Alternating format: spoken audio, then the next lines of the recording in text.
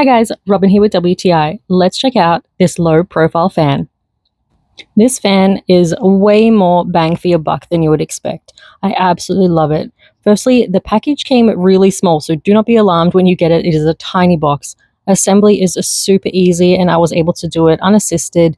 The instructions are really simple and it just comes together really quickly.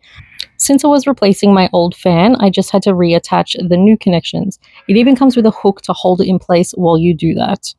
My old fan was over 18 inches from the ceiling to the bottom of the bulb, and this new one is really low profile with only 10 inches.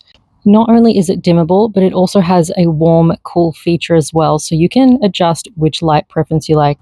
It features 6 speed options, with one being a nice breeze just to kind of circulate the room, and if you go up to 6, it is like a gale force wind. I've never had a fan so strong. It's great.